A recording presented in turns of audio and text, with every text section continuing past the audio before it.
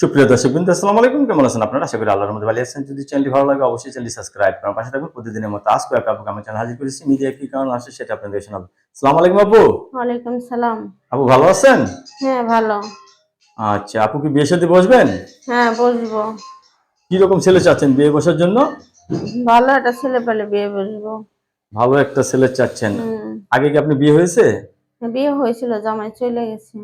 স্বামী চলে গেছে। হুম। কতদিন ধরে স্বামী ছাড়া আছেন? স্বামী চলে গেছে তারপরে 3 বছর ধরে। 3 বছর ধরে চলে গেছে। হুম। ছেলে সন্তান আছে আপনার?